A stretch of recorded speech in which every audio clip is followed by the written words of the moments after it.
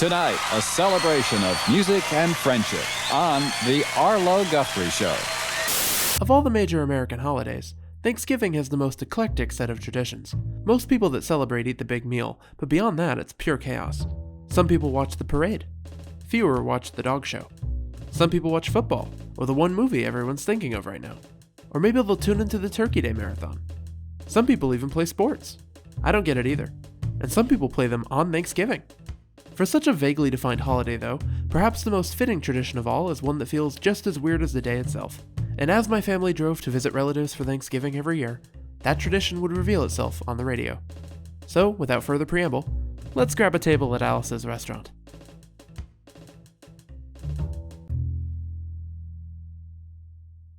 This is going to be a weird little video. Every year I Google this song again, and every year I learn more weird stuff about it, so I figure I'm just going to lay it all out there. Because of the way traditions work, you either know exactly what I'm talking about right now, or you've never heard of it and you're deeply confused, so let's just start from the basics. Alice's Restaurant Massacre, commonly referred to as Alice's Restaurant, is a song from 1967, written and performed by Arlo Guthrie. The song is delivered as a live, comedic, spoken word account of a true story from Arlo's life, and along the way it becomes a commentary on the draft, because it's a folk song from the 60s, and they had to do that by law. It's also 18 minutes long, which means that this video about the song will take less of your time than the song itself. If you haven't heard the song before, I will give you enough context to get by, but I recommend giving it a listen, because it's quite funny, and because it's going to be the springboard for the rest of the video. Now's your chance. Moving on. The story that would become the song takes place in 1965, on Thanksgiving Day. Feel free to skip it if you've heard the song, but here is my official recap of 18 minutes worth of folk song into about 30 seconds.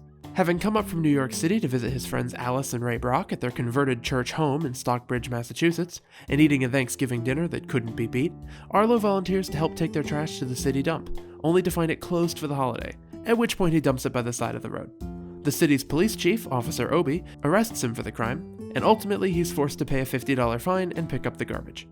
Later on in real life, but immediately afterward in the song, Arlo is scheduled for a series of examinations as part of the Vietnam draft. He tries and fails to fail his psych evaluation, but ultimately it is discovered that he has a criminal record, and he is sent to a holding area with other such candidates as he is made to fill out a form asking him if he feels he's rehabilitated himself, leading to the most damning line of the song. You want to know if I'm moral enough to join the army, burn women, kids, houses, and villages after being a litter bug. Arlo finishes by proposing that if you find yourself in a similar situation, singing the chorus of the song, a jingle promoting Alice's Restaurant, could be your ticket out. If one person does it, they'll seem insane and get rejected, but if many do it, it'll be interpreted as a movement. He leads the live crowd through a round of the chorus to bring us home. Alright, we all on the same page now? Good, let's move on. The song has a very distinctive style to it, with a lot of phrase repetition and insistent terminology in its humor. My favorite kind.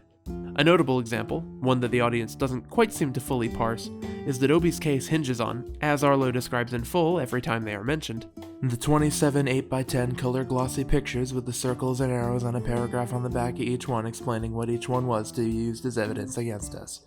But the judge hearing Arlo's case enters the courtroom with a seeing eye dog, leading to the relatively light sentence. The song took shape over the years following the events, eventually being performed live for the first time on a New York radio station, where it would become a running joke to play the song on repeat. He later performed it at the Newport Folk Festival in 1967, and these performances would lead to his including the song as the title track on his first album. Eventually, the song's topical nature led it to become a Thanksgiving standard, with many radio stations across the country playing it on the day, which is how I heard it, which is why this video exists. Can we get to the good stuff now? Arlo Guthrie is the son of Woody Guthrie, who wrote the song that Jib Jab would become famous for parodying in 2004, and he is yet another one of those people who gets more interesting the longer you dig into his life. Like, the man once starred in a TV drama with a young Seth Green in the 90s, and that's only getting a throwaway line in this video. He's a gem. The song's success saw him quickly become a headlining act and a folk icon. But where this gets interesting is where Arthur Penn gets involved.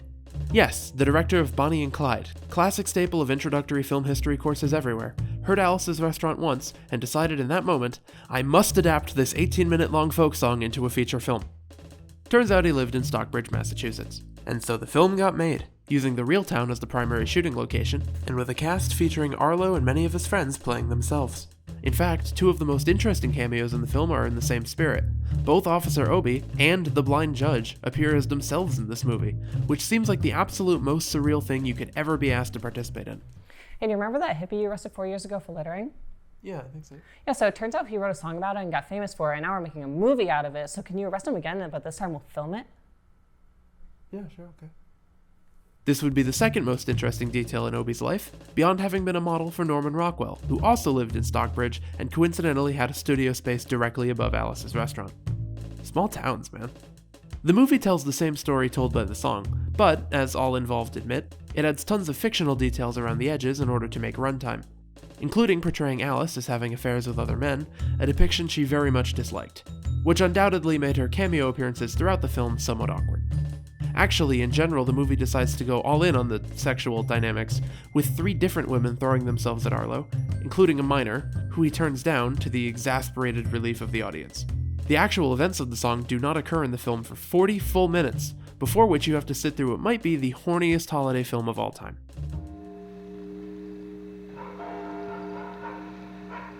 Hey, what's that all about? An ancient custom of the manor. The Lord and Lady ring the bell after they make it. The movie also makes the interesting choice to use the song as narration over important points in the story, but reframes the chorus to be an in-universe ad for the restaurant, despite the restaurant not being named Alice's Restaurant in the film nor in real life. Maybe you could write us a singing commercial. I could do that. You can get anything you want at Alice's Restaurant. Speaking of advertising, I'm on Patreon now. If you like my weird little videos, consider giving me money for them. I'll let you look at them early, I'll credit you in them, I'll even give you some other bonuses that you'll have to look at the website to find out exactly what they are. I'm not going to do an ad read like this in every single video, I launched it today, it is brand new. So you can be among the first to give me money. Overall, it's a very late 60s kind of movie, but if you can get through it, it's fascinating to watch a movie based on a song based on an arrest.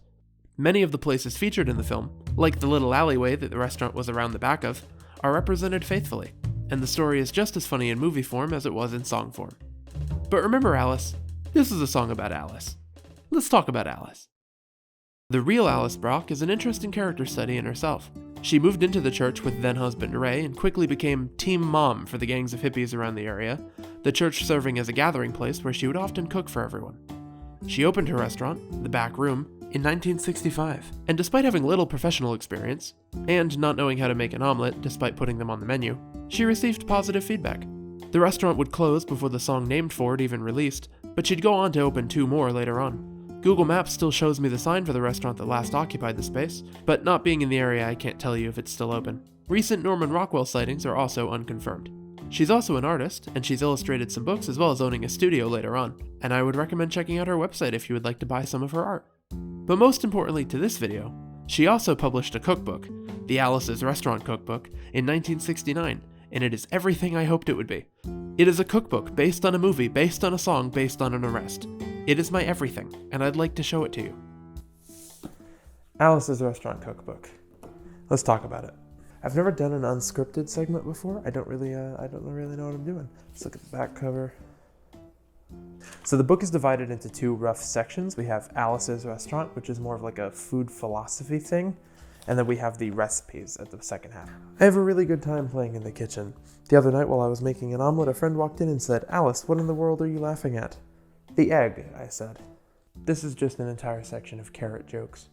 Let's read a little bit from this section. Just because you have 4 chairs, 6 plates, and 3 cups is no reason why you can't invite 12 people to dinner. There's a bunch of stills from the movie in here, which I kind of find funny. Don't throw away empty TV dinner plates. The tins are ready-to-eat rolls, plastic tops of coffee cans. They can all serve as plates. There's lots of great original art from Alice herself in here. As a matter of fact, don't throw anything away. Yeah, I can kind of see why she needed her trash taken out. Hang on, let me just... Yeah, that's all she has on foreign food. Anne McCord's corn, Anne McCord's leg. All right, next chapter. If you worry about your weight, don't. See, I really love her art. She genuinely, she has a very strong style to her. That's a nice quote to go out on. It's a lovely thing. Everyone sitting down together, sharing food. Breaking bread or eating together is a traditional symbol of peace. So take a moment before you dig in to smile at your friends. That's cute. Let's get back to the voiceover now. Just last year, in 2022, Alice, Arlo, and Robbie, the guy Arlo dumped the trash with and got arrested with, who I didn't mention until just now because he's not as relevant and even the movie replaces him with the store-brand version, celebrated Thanksgiving together for the first time since the events of the song. The three remain friends to this day. And while we're back on Arlo, he actually bought the church years after Alice had sold the property and converted it into the Guthrie Center, an interfaith meeting place and concert venue that features a replica of the minibus Arlo dumped the trash from and hosts many community events, including a Thanksgiving dinner that can't be beat every year. Small towns, man. Now, before you go, I want to talk about live performance and how ephemeral art can be. This song happens to be a great demonstration of that, because it's probably never been performed the same way twice. The relatively recent invention of recorded media in human history has created the idea of a canonical version of a piece of art, but live performances are more spontaneous, and I think there's beauty in that. Alice's Restaurant fascinates me in the way it manages to redefine itself when performed live. Arlo has said that whenever he put the song back in his touring set, which he did once every 10 years to commemorate it until his retirement, he would have to relearn it. And even if you did relearn it every time, the damn thing's 18 minutes long. It's never going to come out the same. By this point, I've listened to many of his performances of it. An early one where there's no story, and instead the point of the song is that everyone should learn the words so that you're ready for the inevitable future where everyone knows the words already. The Crypto Bro arc. A version where he added an addendum to discuss how the gap in the Watergate tapes happens to be the same length as the original recording. A more radio-friendly version called Alice's Rock and Roll Restaurant. And my personal favorite variant, the Alice's Restaurant Multicolored Rainbow Roach Affair. An entirely new story, in which the nations of the world discover the multicolored rainbow roach at Alice's restaurant, and study them for use in nuclear warfare. The story continues to explain that the roaches are in fact delicious, and how after being scotch-taped to nuclear bombs, they explode into a gas that gets you high, because it was the 60s and songs tended to do this sort of thing. This version of the song happens to contain my favorite sentence ever uttered. For the first time in the history of America, the President of the United States was groovy. My point is simple. Despite the song being famous for the story attached to its most prominent recording, the only real consistent elements are the name, the finger-picked guitar, the chorus, and the notion that singing the chorus holds important symbolic value.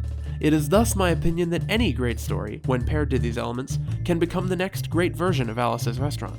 You too can join the Alice's Restaurant anti-massacre movement, and together, we can make performance art out of anything we feel the need to be heard. When your uncle starts arguing at the Thanksgiving table, take command of the room with a chorus of Alice's Restaurant. When your family complains that the song is too long, launch into an unrelated story, and then slowly bring in the music behind you until it's too late and they're already part of your audience. When you're just talking to yourself in the shower, let the music compel you to speak with passion and drive, as though the words you're speaking are ending wars and building bridges. Because if you believe it, then someday they will. Have a groovy Thanksgiving, everybody.